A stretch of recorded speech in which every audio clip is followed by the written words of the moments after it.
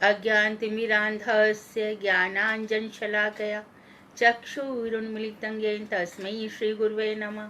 नमो महावदन्याय कृष्णप्रेमप्रदायते कृष्णाय कृष्णचैतन्य नाम्ने गौरतुषे नमः।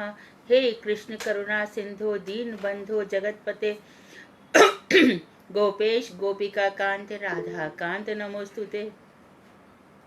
तप्त कांचन गौरांगी राधे वृंदावनेश्वरी वृषभानुसुते देवी प्रणमामि हरिप्रिये। तवैवास्मि ना जीवामि त्वया बिना इति विज्ञाय राधिके नये मां चरणान्तिके। गुर्वे गौरचंद्राय राधिकायै तदालये कृष्णाय कृष्ण भक्ताय तद्भक्ताय नमो नमः।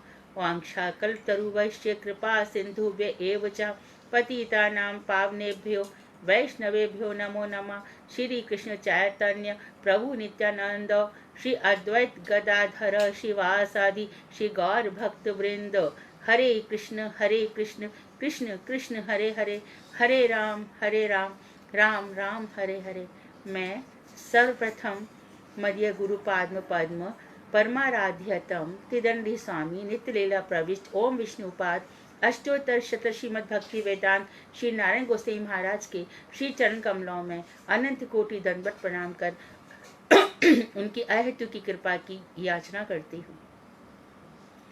तत्पश्चात नित्य लीला प्रविष्ट परमाराध्यतम परमहंसवर त्रिदंडी स्वामी ओम विष्णुपाद अष्टोत्तर शत श्रीमद् भक्ति वेदांत श्री वामन गोसाई महाराज के श्री चरण कमलों में असंख्य कोटि दंडवत प्रणाम कर उनकी अहेतु की कृपा की भिक्षा करती। मैं ग्रंथराज जैव धर्म और तदीय रचयिता गौर शक्ति स्वरूप रूपानुगवर सच्चिदानंद भक्ति विनोद ठाकुर के श्री चरणों में असंख्य असंख्य कोटि दंडवत प्रणाम ज्ञापन करती। तत्पश्चात उपस्थित श्रोता मंडली को मेरा यथा योग्य प्रणाम अभिनंदन दंडवत। आज हम जैव धर्म का 10वां अध्याय प्रारंभ कर रहे हैं। 9वें अध्याय में हमने पढ़ा था कि किस तरह से ये जो आपस में बातें हैं कनिष्ठ अधिकारी मध्यम अधिकारी, इनका आपस में कैसा व्यवहार इत्यादि रहना चाहिए। 10वें में जो मुख्य विषय उठाया जा रहा है वो है इतिहास, नित्य धर्म और इतिहास। नित्य धर्म और इतिहास, इतिहास बदल जाता है, इतिहास का कोई प्रमाण नहीं होता। इंसान महाराजा जब तक जीवित रहते हैं अपने सामने इतिहास लिखवा देते हैं, लेकिन जो सनातन धर्म है, जो सनातन इतिहास है, वो कभी नहीं बदलता। बड़े दुख की बात यह है कि आज जो इतिहास हमारे सामने है उसमें सच्चाई नहीं है, लगभग ना के बराबर है। इसीलिए भगवान ने पद्म पुराण में पहले कह दिया था कि 4 संप्रदाय हमारे यहाँ से निकले हैं। एक मैंने खुद ने कहा है, भगवान श्री कृष्ण ने ही कहा है। एक के गुरु ब्रह्मा जी हैं, एक के गुरु शंकर जी हैं, एक के गुरु लक्ष्मी जी हैं और एक के गुरु जो सनक सनंदन हंस अवतार है वो हैं। ये 4 संप्रदाय मैंने बना दिए हैं, है ना। निम्बार्क संप्रदाय सनक सनंदन सनत कुमार के द्वारा कहा हुआ। रामानुजाचार्य जिसके आचार्य रहे श्री संप्रदाय लक्ष्मी जी का। रामानु संप्रदाय हमारा ब्रह्मा जी के द्वारा कहा गया। और मध्वाचार्य जी की फिलॉसफी को फॉलो करने वाला ब्रह्म मध्व संप्रदाय। और चौथा हो गया वल्लभाचार्य जी का शुद्धाद्वैत पुष्टि मार्ग संप्रदाय, जिसको शंकर जी ने कहा रुद्र संप्रदाय, इसको कहते हैं रुद्र संप्रदाय। ये 4 संप्रदाय हमारे सामने खुद भगवान की सम्मति है और भगवत अवतार या भगवत अंशों के द्वारा कहे गए और उन्हीं के आचार्य रहे। तो उनके जो फॉलोअर्स होते हैं उनमें कोई बुराई नहीं है, वो चल देते हैं सीधे सीधे। लेकिन उनके फॉलोइंग में जो संप्रदाय नहीं है उनको संप्रदाय माना ही नहीं गया। और पुराणों में क्या कह दिया गया संप्रदाय विहीना ये मंत्र ते निष्फलाः। संप्रदाय से रहित जो मंत्र होंगे वो निष्फल होंगे, फल नहीं देंगे। अर्थात आप भस तो रहे हो लेकिन किसी संप्रदाय को फॉलो नहीं कर रहे हो, तो उसमें बहुत सारी बातें आती हैं। जैसे कि मैं अभी बताऊं, बहुत बड़ा जिज्ञासा का विषय है, चल रहा है। वृंदावन में हरित्रयी है, हित हरिवंश है, हरिराम व्यास का है, और तीसरे है हित हरिवंश हो गया, एक हरि, और हरिराम व्यास हो गया, और एक और है हित हरिवंश है, हित दास ये हो गए, और हरिदास है। ये जो देखिए, ये जो इनको बांके बिहारी जी ने प्रकट किया, हित हरिदास है। राधा बल्लभ जी वाले हैं, वो भी कुछ हरिदास हैं, हरिदास, और तीसरे हरिव्यास। इस तरह से तीन है, हरिदास, हरिव्यास और हित हरिवंश।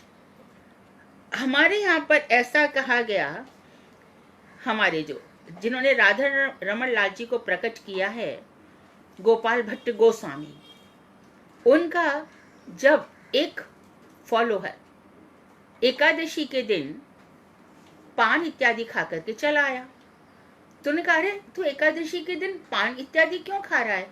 शास्त्रों में तो मना है, फिर तूने खाया क्यों? तो उन्होंने कहा कि ये राधा जी का तांबुल था, तो मैंने राधा जी का तांबुल प्रसाद करके खा लिया। तो क्या तूने महाप्रसाद समझ के कुछ और भी खा लिया? बोले हाँ, महाप्रसाद था, महाप्रसाद का तो मैं अपमान नहीं कर सकता था, मैंने खा लिया। तो तुझे नहीं पता चला कि जब जगन्नाथ जी में महाप्रभु जी को प्रसाद दिया गया, तो महाप्रभु जी पूरी रात बैठे रहे, महाप्रसाद की खूब महिमा गाते रहे, महाप्रसाद की परिक्रमा करते रहे, महाप्रसाद का गुणगान करते रहे, लेकिन शास्त्र वचन का निर्वाह किया कि एकादशी के दिन हमें अन्न नहीं खाना है। क्या तुम भूल गए? तू कैसा फॉलोअर है? एक बात। दूसरी बात, खुद भगवान श्री कृष्ण ने अपने पिताजी से एकादशी कराई। तीसरी बात, चैतन्य महाप्रभु ने अपनी माता शची माता को एकादशी का उपदेश दिया। तो हम क्या कर रहे हैं? ये जो हरित्रयी है, एकादशी को नहीं मानते। उनका यह कहना है कि राधा जी के भाव में हम डूबे रहते हैं, 24 की 24 घंटे, वहां से जो प्रसाद आता है हम खा ले। आपकी बात सही, आप जो कुछ भी बोलो। हमारे यहाँ भी 24 घंटे की बात कृष्णदास कविराज गोस्वामी ने कही अष्टलीला में। हमारे यहाँ भी रूप गोस्वामी का स्मरण मंगल स्त्रोत है। हमारे यहाँ भी ध्यान दास पद्धति से अष्टयाम लीला है, लेकिन नियम तो नियम है। नियम को कैसे हम, जो श्रीमद् भागवत में कहा गया, और अष्ट सखियां, राधा जी की सहचरी, वो सब भी है, चलो उसको मान लो, कोई बात नहीं है। लेकिन आप रास पंचाध्याय के उन श्लोकों का क्या करेंगे जहां पर यह कहा गया कि जार भाविन संगता, गोपियां जार भाव से मिली, पति सुत अन्वय, उन्होंने अपने पति पुत्र इत्यादि को छोड़कर से भगवान से आके मिली। तो श्रीमद् भागवत भी आपके लिए कुछ नहीं है।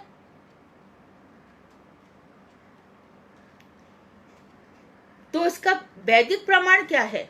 अच्छा मानो हम कहते वो ललिता जी के अवतार है, विशाखा के अवतार है, वंशी के अवतार है, बाकी बिहारी प्रकट हुए, सब कुछ हुए, कोई बुराई नहीं है। भगवान आए, किसी के माध्यम से भी आए, लेकिन श्रीमद् भागवत में आगे बताएंगे भक्तिविनोद ठाकुर, यहाँ पे ये बात आई कि जो दत्तात्रेय हैं उनको फॉलो नहीं करना है। तो वो क्या विष्णु के अंश से पैदा नहीं होते अनसुईया के यहाँ पर? भगवान बुद्ध, उनको भी बताया गया कि तात्कालिक अवतार है, हमेशा उसको फॉलो नहीं करना है। खाली अहिंसा तक ही रह जाओगे तो आगे भजन कैसे बढ़ेगा? और दत्तात्रेय को मानने वाले ये गोरखनाथ है ना, उत्तर प्रदेश का मुख्यमंत्री जोगी, उसी संप्रदाय से चला आ रहा है। कितनी चीजें अदल बदल हो जाती हैं। क्यों? क्योंकि जो मूल ग्रंथ है श्रीमद् भागवत, उसको छोड़ करके हम चल रहे हैं।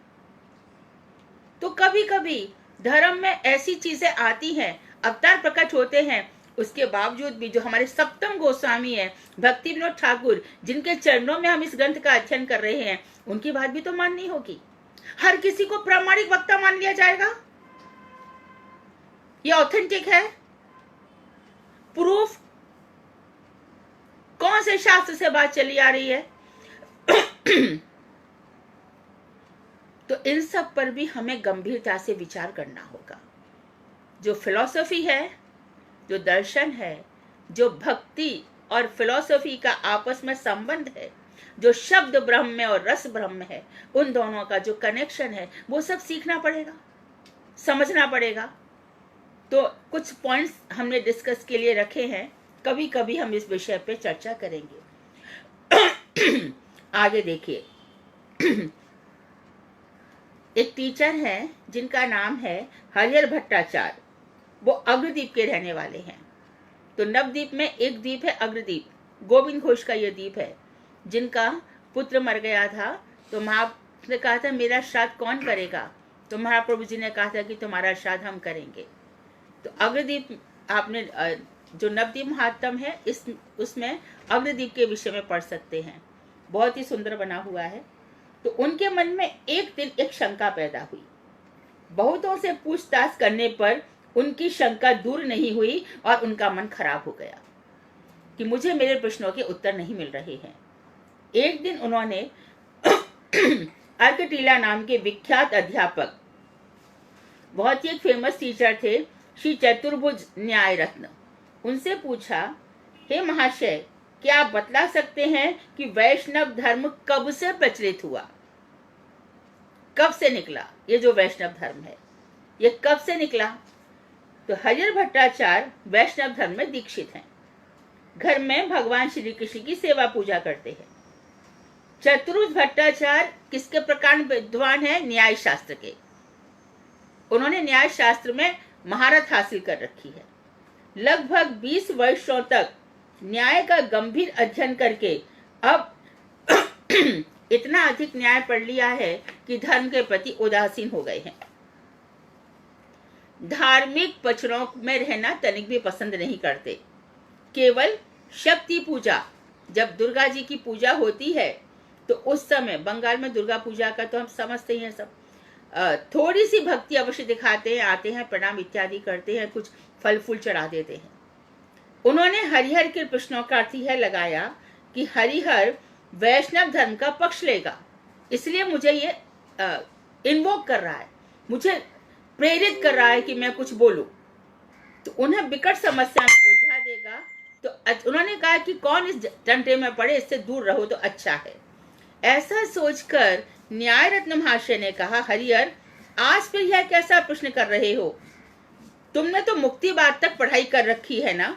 देखो, न्याय शास्त्र में, हमारे न्याय शास्त्र में वैष्णव धर्म का कहीं कोई उल्लेख नहीं है। तुम ऐसा अजीब प्रश्न मुझसे क्यों कर रहे हो? न्याय शास्त्र में वैष्णव धर्म का कहीं कोई एग्जिस्टेंस ही नहीं है।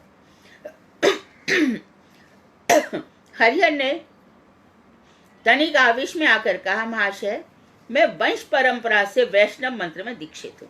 वंश परंपरा अर्थात मेरी पूरी डायनेस्टी वैष्णव धर्म को फॉलो करती रही है और वैष्णव धर्म के संबंध में मुझे कोई शंका है भी नहीं।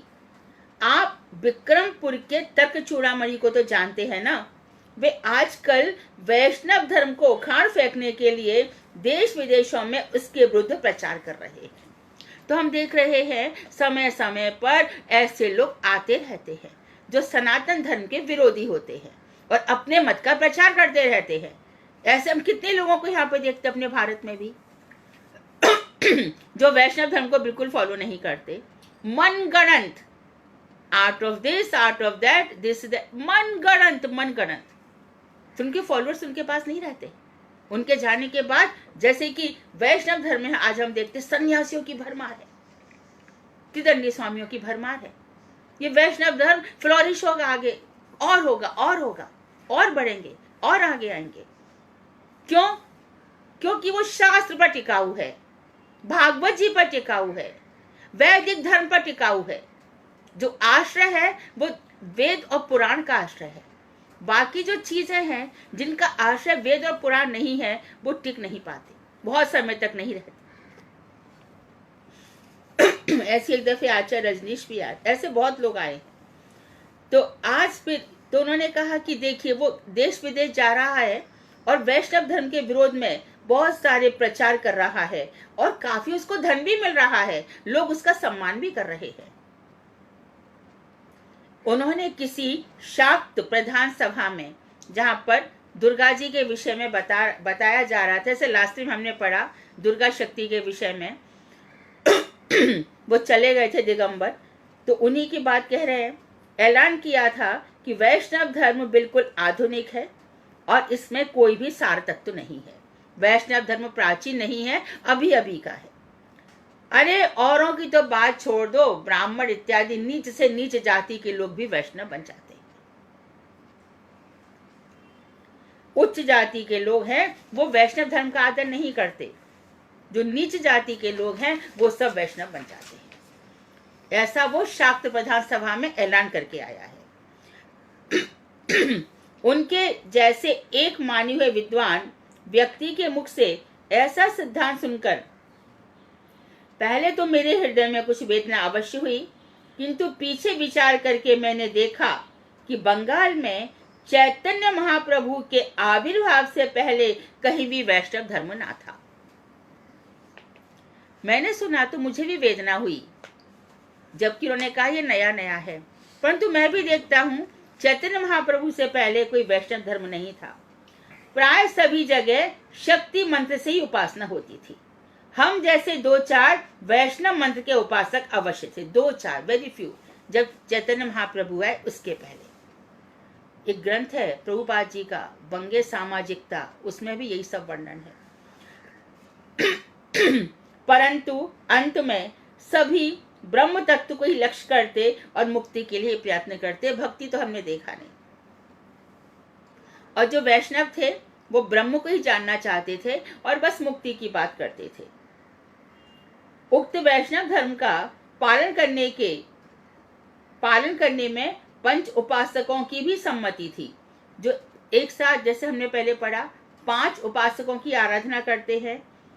पंच उपासक कौन कौन से हो गए? सूर्य भी आ जाते हैं, उसमें विष्णु भी आ जाते हैं और शंकर पार्वती भी आ जाते हैं, गणेश जी भी आ जाते हैं।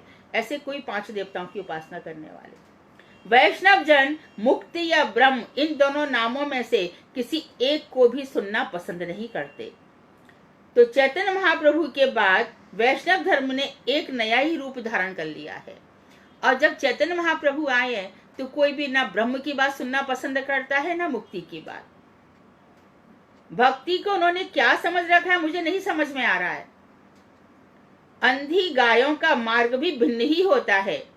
अंधी गाय यानी कि जो फॉलोअर्स है वो ब्लाइंड फॉलोअर्स है, कहाँ जा रहे हैं कुछ पता नहीं चल रहा। यही कहावत आजकल के वैष्णवों में पूर्ण चरितार्थ होती है। किस पथ पे चले जा रहे हैं ये लोग? चैतन्य महाप्रभु के जितने भी भक्त हैं वो ना तो ब्रह्म की बातें सुनना चाहते हैं और ना ही मुक्ति की। किस पथ पे जा रहे हैं ये लोग? मेरा प्रश्न यह है कि ऐसा वैष्णव धर्म क्या पहले से चला आ रहा है कि जहां पर ब्रह्म की बातें सुनना पसंद नहीं करते हो, मुक्ति की? तो अथवा चैतन्य देव के समय से इसका ऐसा रूप आ गया है? आप मुझे थोड़ा इतिहास बताइए। तो न्याय रत्न महाशय ने देखा कि हरिहर के मन का भाव कुछ अलग ही प्रकार का है, अर्थात हरिहर कट्टर वैष्णव नहीं है, मैं जो कहूंगा ये मान लेगा। तो यह जानकर उनका मुख खुशी से खिल उठा। उन्होंने कहा, हरिहर तुम यथार्थी न्याय शास्त्र के पंडित हो। तुमने जो कुछ सोचा है मैं उसे बिल्कुल ठीक समझता हूँ। आजकल नवीन वैष्णव धर्म में जो लहरें उठ रही है उनके विरुद्ध कुछ भी कहने का साहस नहीं होता। अब आ जाओ मुख्य बात पर। वैष्णव धर्म की जो नई बातें सामने आ रही हैं उसके खिलाफ कुछ बोल नहीं पाते। है कोई जो प्रभुपाद जी के विचारों को काट सके? है कोई जो भक्ति प्रज्ञान केशव गोसाई महाराज के, हमारे रूप गोस्वामी के, सनातन गोस्वामी के, भद्र भागवतम इत्यादि किसी की हिम्मत है जो इनके सामने कोई बोल सके? अच्छा, कलयुग का समय है, हमें कुछ सावधान रहना चाहिए। इस समय बहुत से धनी मानी उच्च कुल के सज्जन भी चैतन्य मत में प्रवेश कर रहे हैं। अभी उसने क्या कहा कि उच्च कुल के स्वामी, उच्च कुल के लोग वैष्णव धर्म को नहीं मानते, लेकिन महाप्रभु जी के आने के बाद उच्च धनी मानी लोग भी चैतन्य मत को फॉलो कर रहे हैं। वे हम लोगों का बड़ा अनादर करते हैं। हम जो पंडित हैं, ब्राह्मण हैं, हम लोगों को नहीं मानते। तो महाप्रभु जी ने तो आकर के बता दिया कि यदि कोई ब्राह्मण भगवान की आराधना नहीं करता तो उसमें और चांडाल में अंतर ही नहीं है। अभी आप देखिए, जैसे कि समझो हम राधा कुंड में गए, ठीक है, वहां बीच में ही गिरिराज जी रखे हैं और वहां पर ही ब्राह्मण भी बैठे हैं। उनकी इच्छा है कि लोग आए, पैसा चढ़ाएं, प्रणाम करें और हमको पैसा दे के जाए। यही, इसी कोई बैठ के ज्ञान तो नहीं दे रहे ना, कुछ तो नहीं कर रहे ना। अब वो क्या होता है कि जब भी हमारे साथ कोई बाबा होते हैं या कोई प्रभु जी होते हैं, कोई सन्यासी जी होते हैं, कोई भी होते हैं, वो देख के सीधा गाली दे रहे होते हैं। उनका शब्द पहला क्या निकलेगा? आ गया है गौरी वैष्णव, ये हमें कुछ नहीं लेने देगा।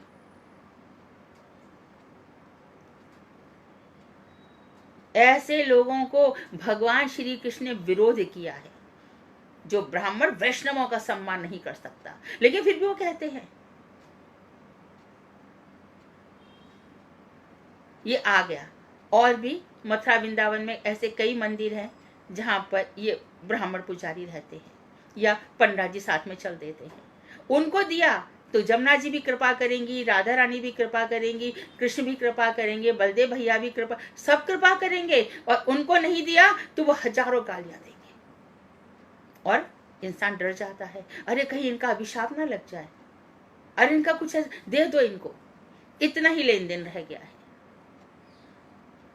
कितनी गाली गलौज करते हैं। गौड़ीय वैष्णवों को गाली देने से, अरे भगवान देखो, श्रीवास के सामने थोड़ा सा वो कि रात भर ये देवी पूजा करता है और वैष्णव बनने का पाखंड करता है। जो वो रख गया था ना दुर्गा जी की पूजा का सामान, महाप्रभु सहन कर पाए, कोड़ कर दिया उसको।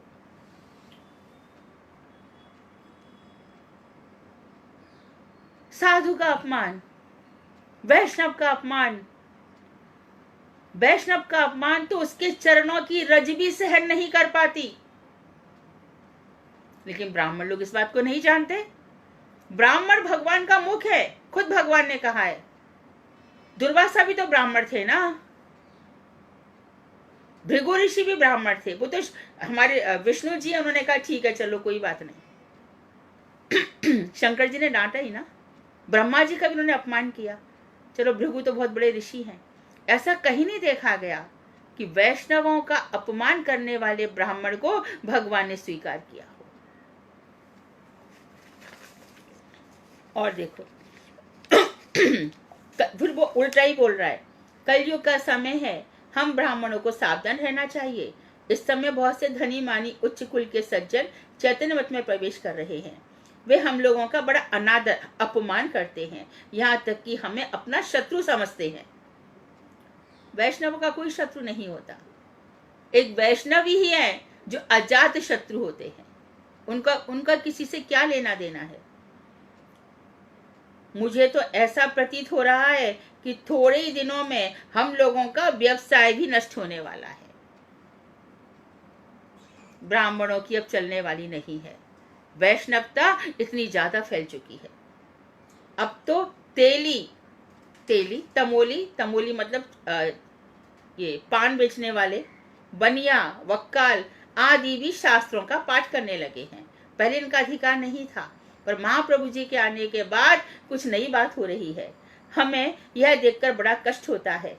देखो ना, बहुत दिनों से ब्राह्मणों ने एक ऐसा धंधा बना रखा था कि ब्राह्मणों को छोड़कर दूसरे वर्ण वाले शास्त्र का अध्ययन नहीं कर सकते थे।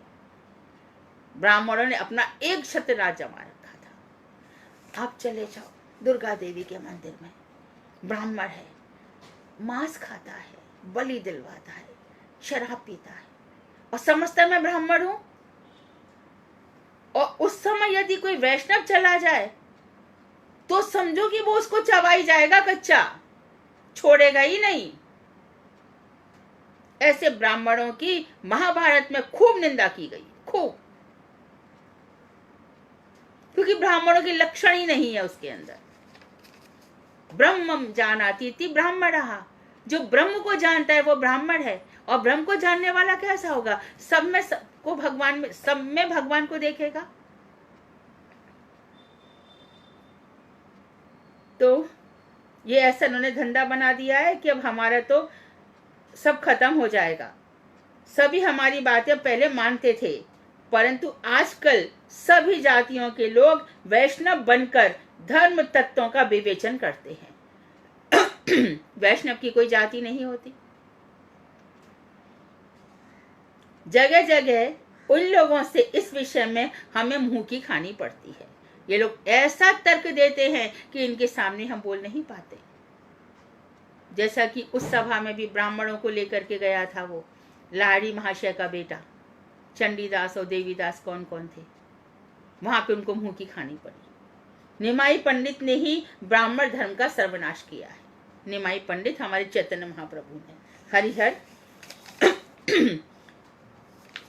तो कह रहे हैं कि तर्क चूड़ामणि ने चाहे पैसे के लोभ से हो अथवा देख सुनकर की हो, जो कुछ कहा है वो बिल्कुल ठीक ही कहा है। वैष्णवों की बातें सुनकर शरीर में आग लग जाती है, लगी जाएगी। सच्चाई है, सनातन बात है, सनातन धर्मी है। कोई भी बात गौड़ीय वैष्णव बिना प्रमाण के न सुनता है न कहता है। बात बात में प्रमाण है। राधोपनिषद का प्रमाण है, महोपनिषद का प्रमाण है। जो कुछ भी बात कही जाएगी उपनिषद को लेके कही जाएगी, वेदों को लेके कही जाएगी, पुराण को लेकर के कही जाएगी। कोई टिक नहीं सकता, कोई भी नहीं। और जो बातें इनमें नहीं है उनको सुनने को तैयार भी नहीं होगा। वे अब यहाँ तक कहने लगे हैं कि शंकराचार्य ने भगवान की आज्ञा से मायावाद नामक एक मिथ्यावाद की स्थापना की है और वैष्णव धर्म ही आदि सनातन वैदिक धर्म है। जब से महाप्रभु जी आए हैं तब से उन्होंने जो शंकराचार्य, क्या भगवान शंकर स्वयं आए थे ना, भगवान शंकर को ही भेजा था और किसी की ताकत भी नहीं थी कि एक इमेजिनेटिव फिलॉसफी बनाओ। तो क्या करूं? तो उन्होंने कहा कि बस मैं ही ब्रह्म हूं, मैं ही ब्रह्म हूं, मैं ही ब्रह्म हूं। कहां से प्रमाण दोगे शंकराचार्य जी? अरे कहा है ना श्वेताश्वतर उपनिषद में 7 जगह, तत्त्वमसि तत्त्वमसि तत्व, तुम वही हो श्वेत केतु, हे सौम्य तुम वही हो, हे श्वेत केतु तुम वही हो, तत् तुम तत् वह तुम हो। अरे कौन हो? हे जीव तुम भगवान का अंश हो, ये कहा जा रहा है। इससे तुम भगवान के अंश हो तो अहम ब्रह्मास्मि, मैं ही ब्रह्म हूं, मैं ही ब्रह्म हूं। तुम अंश हो, भगवान कह रहे मम्मी अंश हो। तो शंकराचार्य जी ने एक मिथ्यावाद फैला दिया। तो बोलते कि ये मायावाद को ये वैष्णव मिथ्यावाद कहने लगे हैं। अरे वास्तव में वो कहते हैं कि वैष्णव धर्म ही सनातन एटर्नल वैदिक धर्म है, जिस धर्म को पैदा हुए अभी 100 वर्ष भी नहीं हुए। सनातन धर्म को वो क्या कह रहा है, 100 वर्ष भी अभी पैदा नहीं हुए, वही धर्म आज अनादि हो गया, वही धर्म सनातन हो गया। आश्चर्य है। पहले नवद्वीप जितना ही उन्नत था आगे बढ़ा हुआ था। क्यों उन्नत कह रहे हैं? क्योंकि वहां पर विद्या विहार नामक जगह, विद्यानगर है या क्या है, विद्या विहार विद्यानगर, वहां पे सारे ब्रह्मा जी इत्यादि और चारों संप्रदाय के आचार्य आते हैं। वहीं पर सारे तर्क चूड़ामणि न्याय जितना भी है सब वहीं पर आते हैं।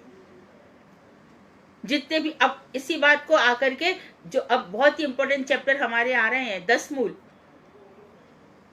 प्रमाण, किस चीज को प्रमाण माना जाए, अनुमान को प्रमाण माना जाए, शब्द को प्रमाण माना जाए, इत्यादि बातें भी आएंगी। आम न्याय शास्त्र सम्मत बात आगे बताई जाएंगी, तभी हम डिस्कस करेंगे। तो बोले 100 वर्ष भी नहीं हुए वही धर्म अनादि हो गया।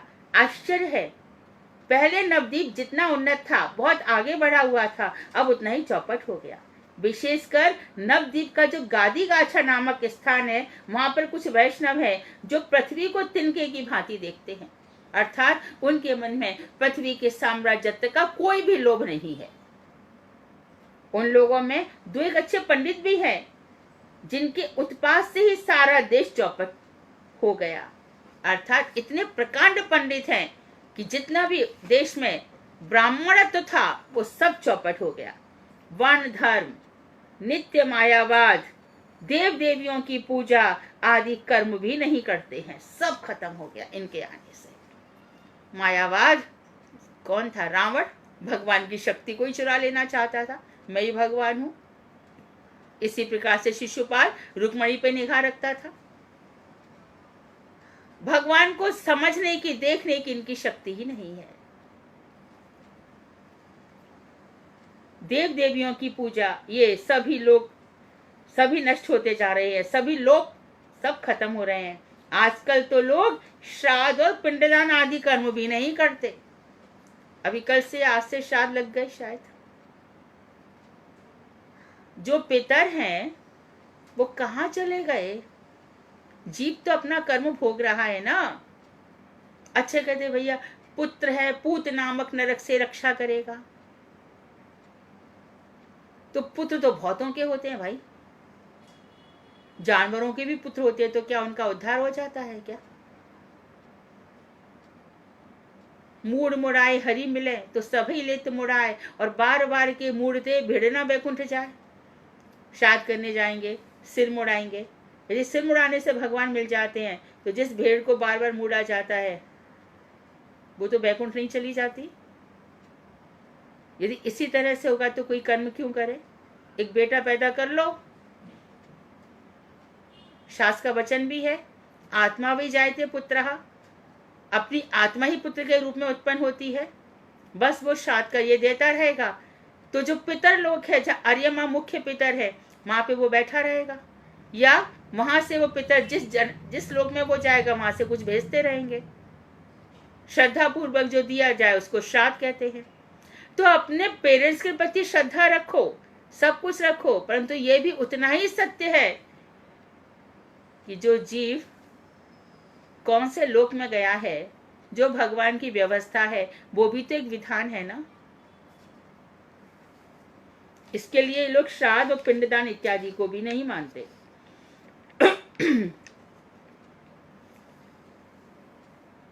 अध्यापकों की जीविका चले भी तो कैसे चले? जो ब्राह्मण टीचर्स है, अब उनका जो खान पान है वो कैसे चले? हरि ने कहा, महात्मन क्या इसका कोई उपाय नहीं है? अब भी मायापुर में 6-7 बड़े बड़े ब्राह्मण पंडित हैं। गंगा के उस पार कुलिया ग्राम में भी अनेकों बड़े बड़े स्मार्ट और न्यायिक पंडित हैं। स्मार्ट समझ रहे हैं ना, कर्मकांडी, और न्यायिक पंडित है।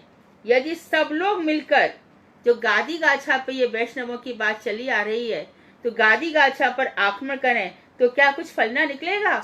चलिए हम उन वैष्णवों पर आक्रमण करते हैं। तो हरिहर ने कहा, न्याय रत्न ने कुछ गंभीर होकर उत्तर दिया, क्यों नहीं, खूब हो सकता है, किंतु हम पहले ब्राह्मणों में एकता तो हो। ब्राह्मणों में एकता कहाँ रहती है?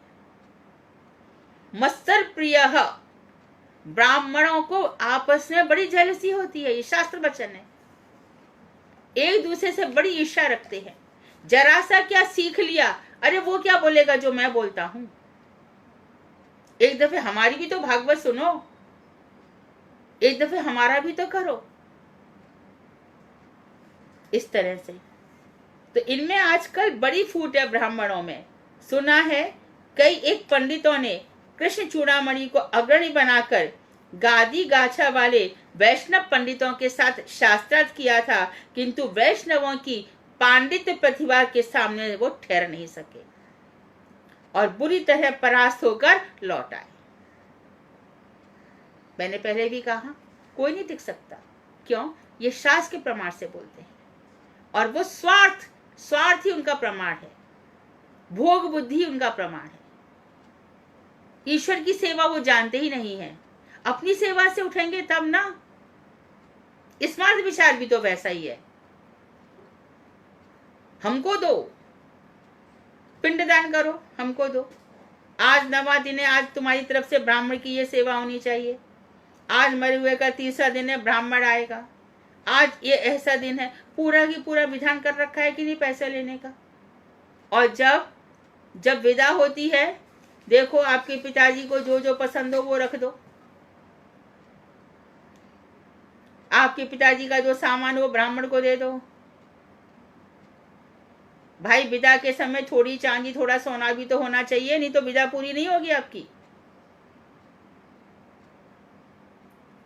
लड़की का विवाह, पहले तो मैंने ऐसा कभी नहीं देखा।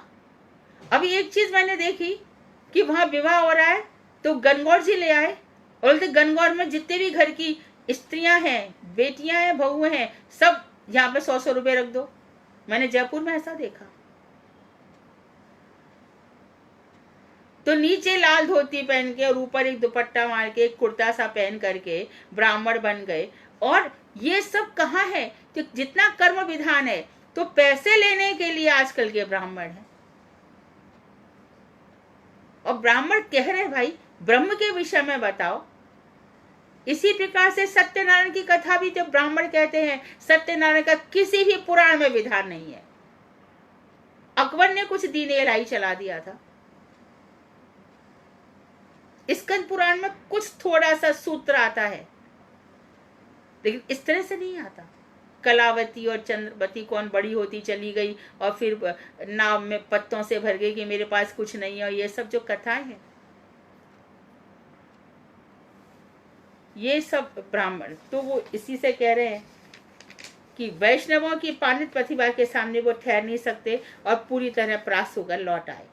तो हरिहर ने कहा, श्रीमान जी आप हमारे अध्यापक हैं, बड़े बड़े अध्यापक आपके छात्र हैं। आपकी लिखी हुई न्याय की टीका को पढ़कर बड़े बड़े विद्वान भी फाकी शिक्षा प्राप्त करते हैं। फाकी शिक्षा मतलब गलत जो फॉल्स ओपिनियंस हैं उनको एस्टेब्लिश करने की कोशिश करना, ये फाकी शिक्षा है, फेक। यदि आप चाहें तो इन बड़े हुए वैष्णवों को बात ही बात में परास्त कर सकते हैं। अतः आप एक बार गोद्रुम चलिए और इस बात को प्रमाणित कर दीजिए कि वैष्णव धर्म एकदम नया है और अवैदिक है, वेद सम्मत नहीं है। आपके इस कार्य से ब्राह्मण समाज का बड़ा उपकार होगा और साथ ही साथ लुप्त हो रही हमारी जो प्राचीन पंचोपासना है वो फिर से स्थापित हो जाएगी, उसकी रक्षा हो जाएगी।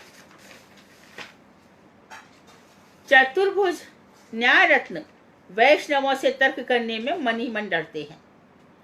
जहां कृष्ण चूड़ामणि जैसे पंडित भी पराजित हो गए हैं, गोद्रुम में वैष्णवों के आगे तो कुछ भी नहीं चलती है, वो हार चुके हैं। और जहां वहां संभव है उनकी भी वही दशा हो।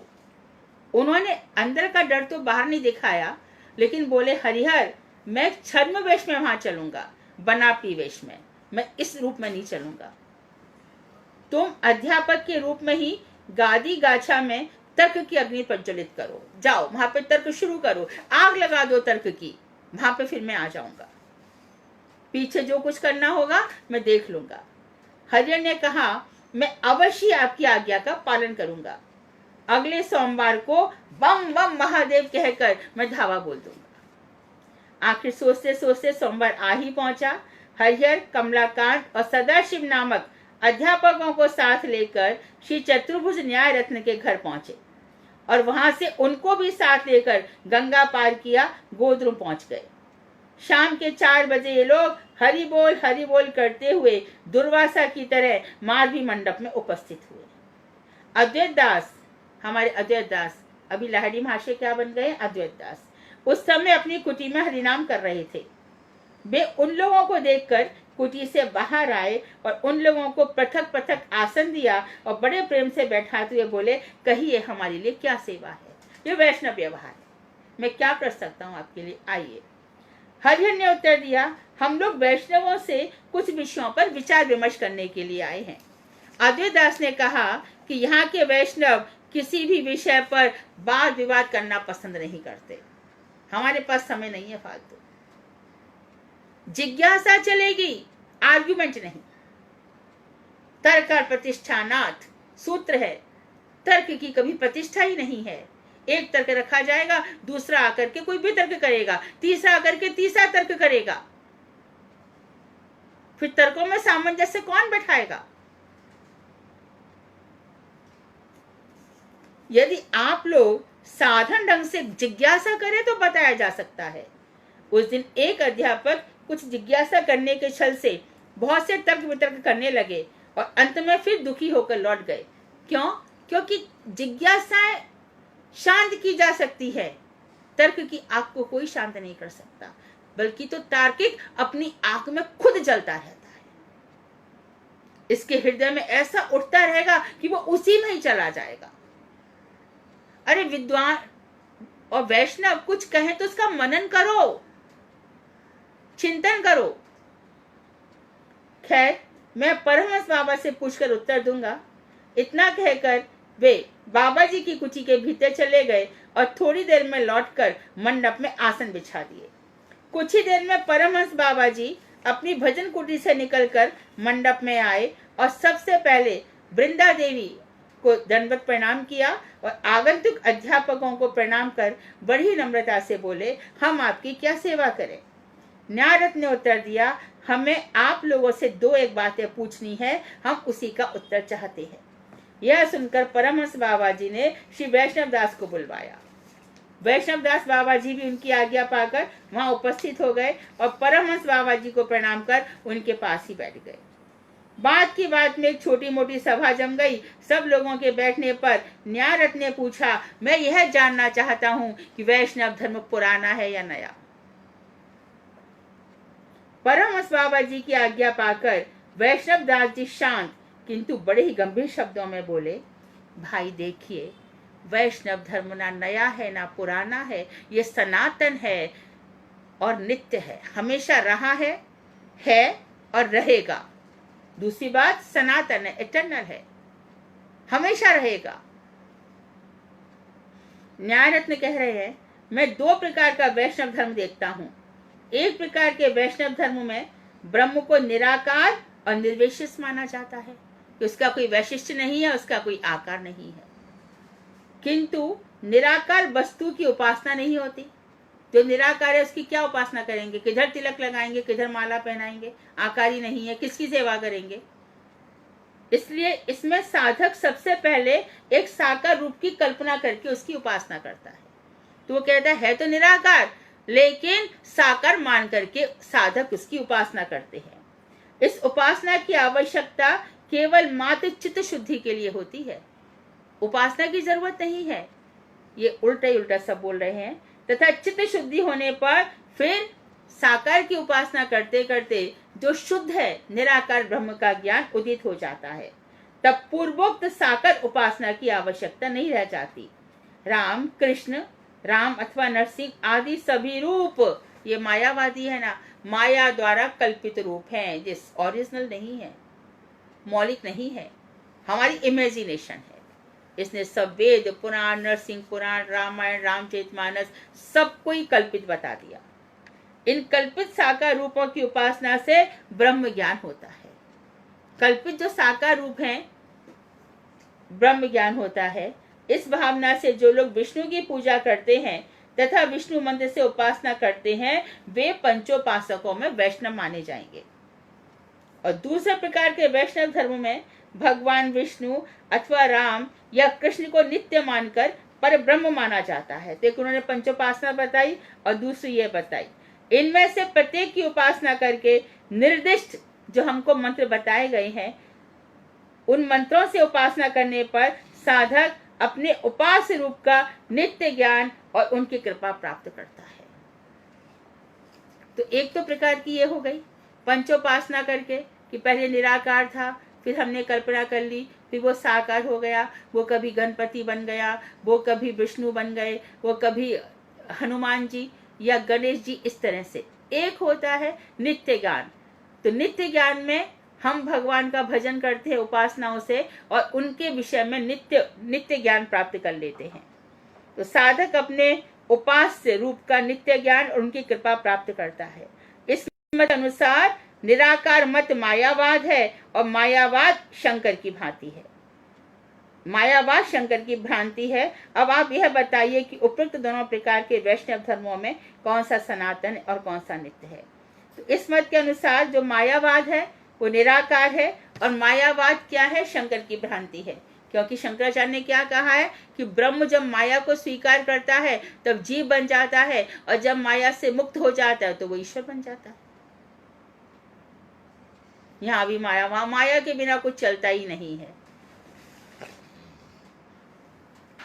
वैष्णव दास बोले, आपने अंत में जिसका उल्लेख किया है दूसरा वाला, वास्तव में वही वैष्णव धर्म है, वही सनातन धर्म है। पहला केवल नाम मात्र का वैष्णव धर्म है, जो पंचोपासनाओं में से आप कह रहे हो कि निराकार को साकार मान लिया जाता है। यह नित्य वैष्णव धर्म के प्रतिकूल अनित्य धर्म है। और ये जो हम कर रहे हैं, जो हम जिसमें चल रहे हैं, यह नित्य वैष्णव धर्म है। और ऊपर जो पंचोपासना वाला है वो इसके विपरीत है, उल्टा धर्म है। तो जिसका उद्गम स्थान मायावाद है। तो ये पंचोपासना कहाँ से निकली? मायावाद से। तो आज काफी कठिन टॉपिक है, मैं यहाँ विराम लेती हूँ और प्रश्न करते हैं हम लोग। वांछा कल्पतरुभ्यश्च कृपा सिंधुभ्येव च पतितानां पावनेभ्यो वैष्णवेभ्यो नमो नमः।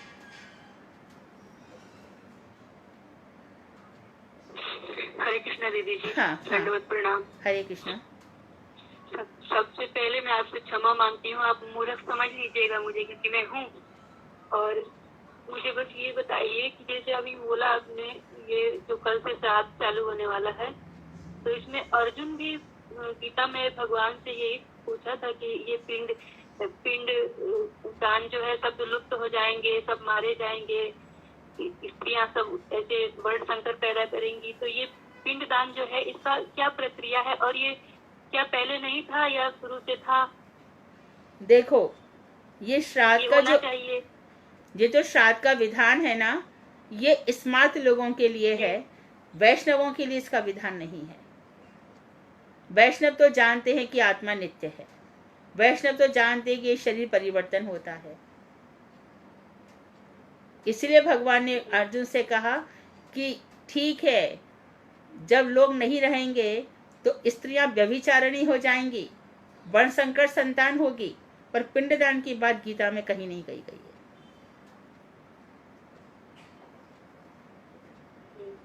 प्रथम अध्याय में ये सब कुछ कहा गया है। हाँ। तो पिंडदान वैष्णवों के लिए नहीं है। वैष्णव लोग तो भगवान का भोग लगा करके, और जो व्यक्ति मृतक है उसके उद्देश्य से किसी भी वैष्णव को भोजन करा देते हैं, इतना ही है। यदि करना ही है तो, नहीं करना है तो कोई पाप नहीं है, कोई प्रायश्चित भी नहीं है। जी दीदी जी, प्रणाम दीदी जी। हाँ, हरे कृष्णा। हरे कृष्णा दीदी। दीदी, तो जो आता है कि सीता माता ने पिंड दान दिए थे और वहाँ गया जी में, और दशरथ महाराज ने हाथ ऊपर उठा के वो लिए थे, तो वो क्या था फिर? हाँ, देखो, किया जा सकता है। जिनको दो हर प्रकार के भक्त होते हैं ना, तो जिनको करना है उनके लिए वो शिक्षा है। तो महाप्रभु जी भी गया जी गए थे, पर वो गया जी गए, वहां पर उन्हें श्राद्ध भी किया। उसके बाद जब लौटे तो ईश्वरपुरी से मंत्र ले आए और पूरे प्रेम भाव से लौट कर आ गए। तो जिनको करना है उनके लिए विधान है, जिनको नहीं करना है उनके लिए कोई पाप या प्रायश्चित नहीं है। वैष्णवों के लिए विधान नहीं है।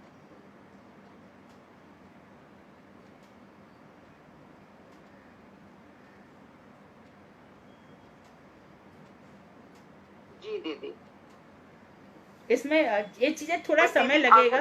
करना चाहे थोड़ा अगर कोई करना चाहे, जैसे घर के माहौल ऐसे होते हैं कि हमें करना ही पड़ता है। देख, हाँ, इसमें कोई बात नहीं है, कोई बात नहीं है। देखो, हमारे घर में क्या हुआ था, ऐसा कर सकते हैं ना, पहले ठाकुर जी को भोग लगा लें और फिर कर दें, फिर वैष्णव को खिला दें।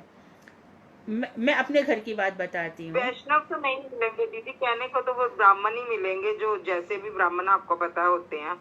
वैष्णव तो नहीं आएगा कोई यहाँ पे। नहीं, वैष्णव यदि वैष्णव को बुलाए तो वो आ सकते हैं, दे विल नॉट डिनाई। मेरे घर में जब हमारी मदन इन लॉ एक्सपायर हुई, तो हमारे घर से प्रश्न पूछा गया गुरुदेव से, डायरेक्ट गुरुदेव से, गुरुदेव मंदिर में क्या करना है? तो गुरुदेव बोले कि उनके प्रति आसक्ति थी किसी की? नहीं। जिसने प्रश्न पूछा उनसे कहा नहीं, मेरी आसक्ति नहीं है। तुम्हारे घर में जैसी सेवा चली आ रही है वैसी सेवा करो। जैसे भोग चला रहा है वैसे करो।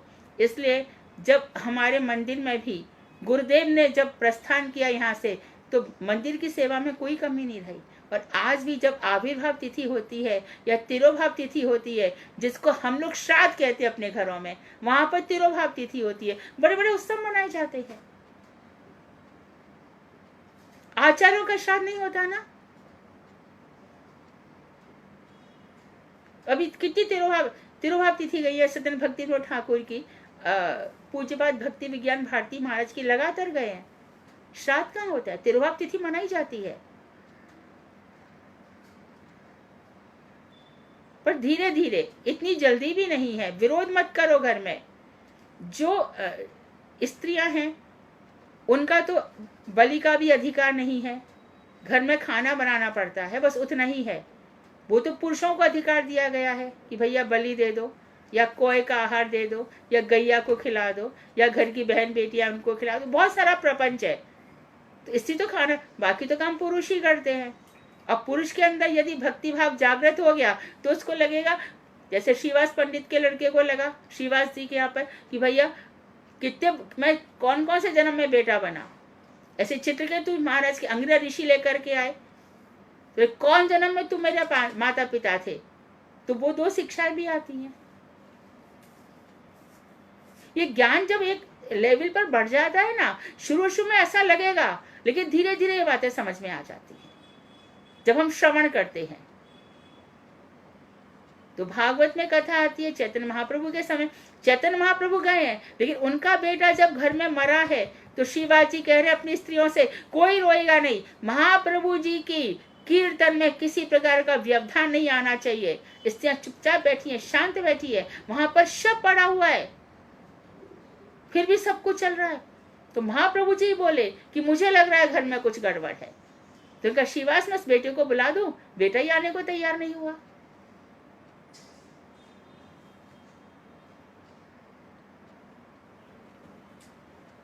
और कथा इसकी भी आती, चित्रकेतु महाराज की। उनका बेटा 7 साल में ही मर गया था। अंगिरा ऋषि ने और नारद ऋषि दोनों आए उनको समझाने के लिए।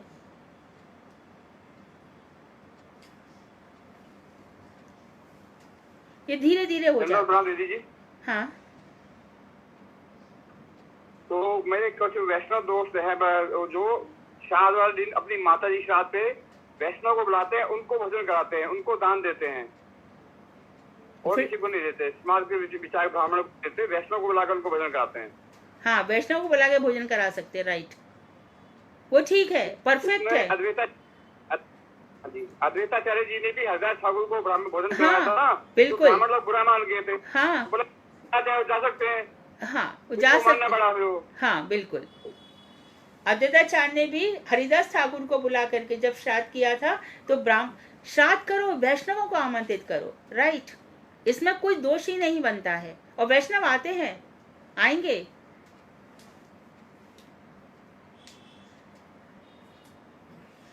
दरअसल ये सब बातें संसार से, सांसारिक रिश्तों से उठाने के लिए ये सब विधान है।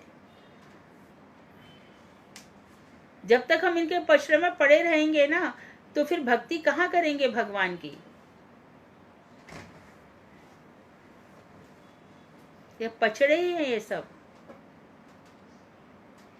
हरे कृष्णा दीदी। हाँ दीदी, मैं आपसे अपना ही एक एक्सपीरियंस शेयर करना चाहती हूँ कि हमारे यहाँ पे नाग पंचमी मनाई जाती है, जिसमें नाग देवता की पूजा की जाती है। तो जब लास्ट ईयर मैंने, वैसे तो हम पहले ऐसे ही करते थे, जो उनके लिए मतलब बनता था, ठीक है, पूजा की उनकी। पिछली बार क्या हुआ कि मैंने पहले वो जो भी भोग बनाया वो पहले मैंने ठाकुर जी को भोग लगा दिया, और फिर उस भोग को मैंने मतलब सब में मिक्स करके फिर वो नाग देवता को जहाँ जैसे भी हमने पूजा करनी थी, फिर मतलब कह लो कि वो प्रसाद मैंने नाग देवता को भी अर्पित कर दिया।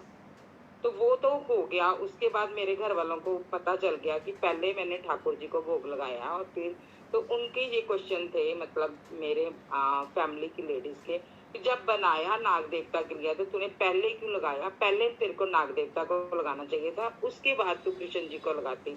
और दीदी 3 दिन बाद सच में नाग देवता के, छोटे से नाग देवता के घर में दर्शन भी हो गए, और मुझे बहुत डांट पड़ी कि ये तूने अपराध किया इसीलिए दर्शन हुआ।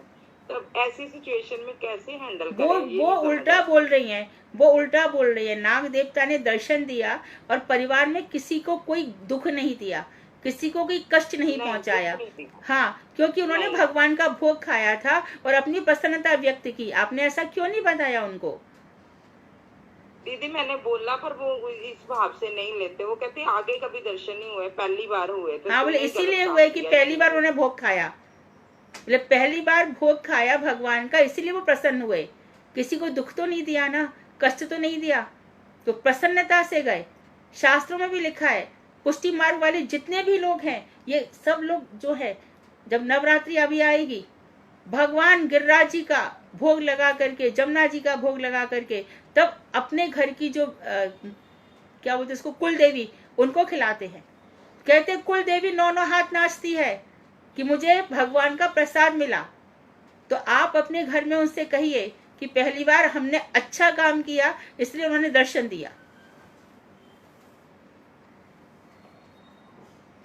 आप बिल्कुल चिंता मत कीजिए, आप अपने पथ पर सही हैं और आप वहीं रहिए। इससे भगवान भी खुश हैं, और जो भगवान खुश हैं तो सभी लोग खुश हैं। भगवान से बढ़ के नाग देवता थोड़ी हैं। कथाएं पढ़ो, कितने लोगों के जीवन में सर्प कितना कितना रात रात में सपने में आते हैं, तंग करते हैं। आपके यहाँ तो अच्छा ही हुआ, बहुत अच्छा हुआ, दर्शन दे के चले गए।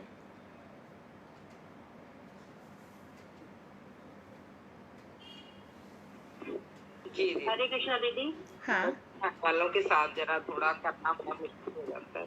चलो लगे हुए हैं, देखो। हाँ, हरे कृष्णा दीदी। हाँ, दंडवत प्रणाम।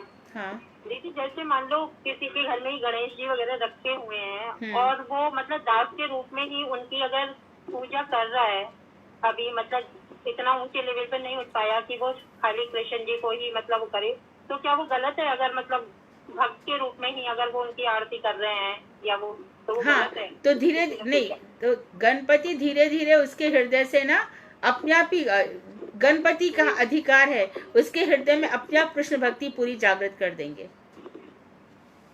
पर वो दास के रूप में कर रहे हैं, उनके सच्चे स्वरूप में कर रहे हैं ना, तो उसमें कोई चिंता की बात नहीं है। उनको भगवान समझ के करते तो अपराध होता। कई बार ऐसा देखा गया है कि लोग समझ, शंकर जी के इतने बड़े भक्त होते हैं, और जब उनको बताया जाता है तो वो शंकर जी के भक्त बन जाते हैं और उनको भक्त मानते हैं, तो उनके जीवन में कृष्ण बड़ी अच्छी उन्नति लाते हैं। शंकर जी का अधिकार है वैष्णव बना देने का, तो गणपति भी कर सकते हैं। तो यदि भक्त के रूप में कर रहे हैं तो चिंता की बात नहीं है। ठीक है दीदी।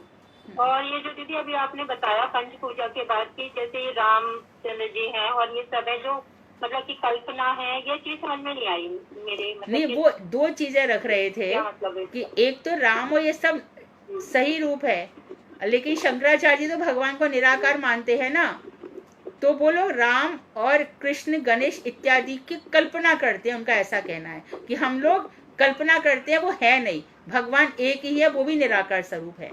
और यदि हम गणपति इत्यादि कह रहे हैं तो हम कल्पना कर रहे हैं। तो उन्होंने कहा ये सोच गलत है, भगवान है और उनका नित्य स्वरूप हम जानते हैं, और भगवान साकार है। दो प्रकार के प्रश्न रखे थे ना, तो जो इमेजिनेशन है वो रॉन्ग है।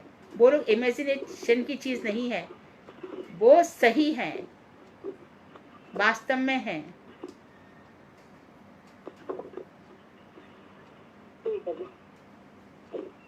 ठीक है। हरे कृष्णा दीदी। हाँ, हरे कृष्ण दीदी, ये ना अभी अब जो दीदी ने प्रश्न किया था ना, ये देवी देवताओं का, ये 10वें चैप्टर में आने वाला है अभी आगे। हाँ, आएगा ना, हाँ, पेज पर चलेगा, राइट। हाँ, स्पष्ट, सब कुछ स्पष्ट हो जाएगा। जैव धर्म में सारे प्रश्नों के उत्तर हैं।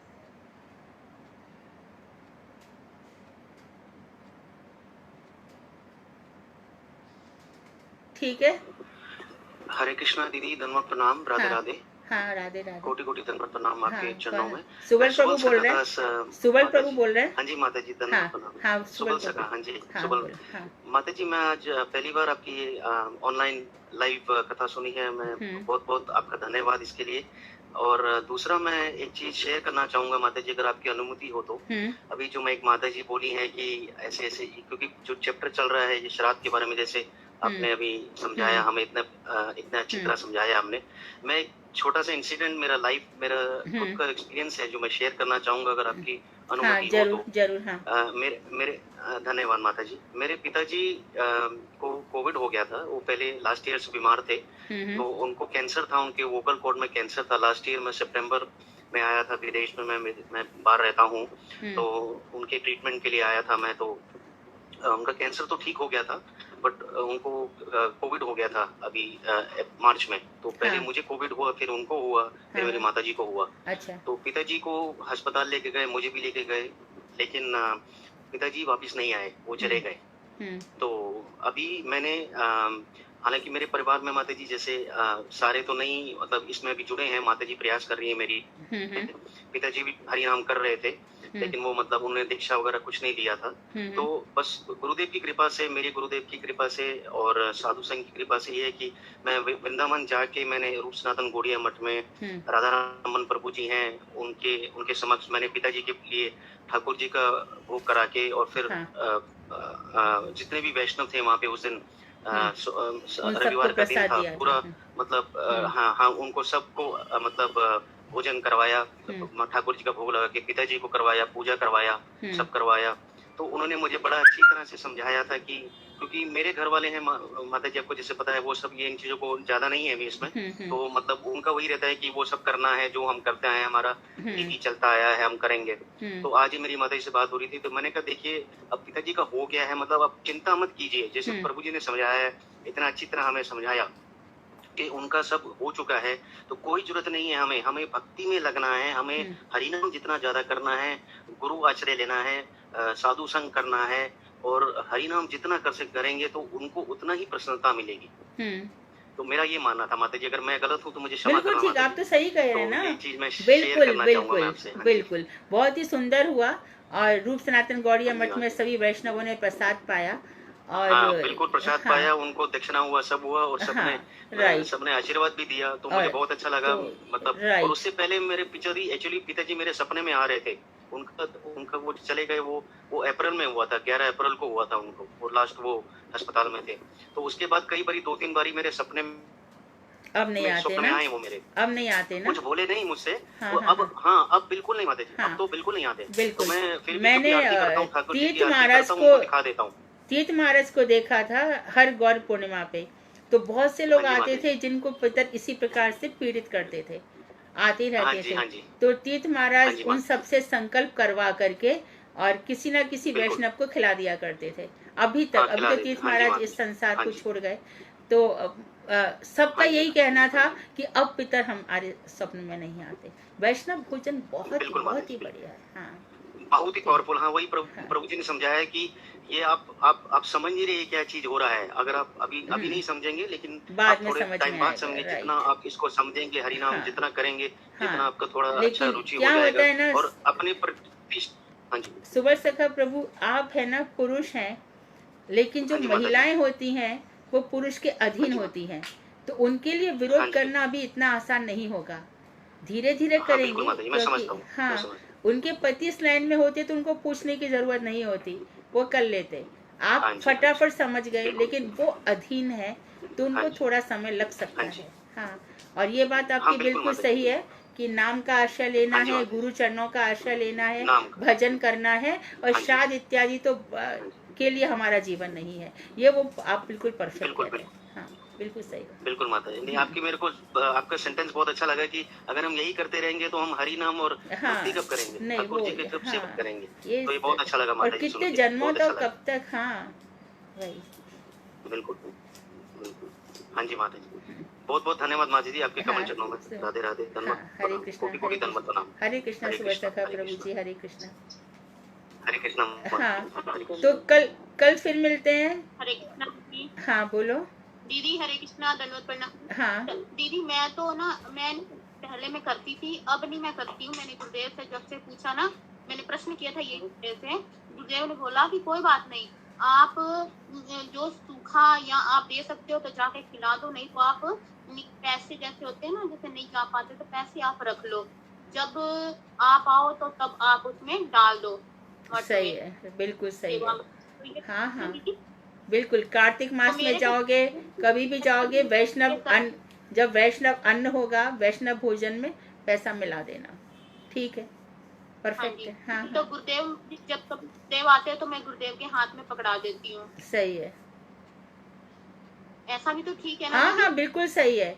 जिसके निमित्त आपने निकाला है, उस निमित्त से गुरु जी को कह दो कि वो श्राद्ध का पैसा मैंने निकाला था, आप इसको वैष्णव भोजन में डाल दीजिए, बस।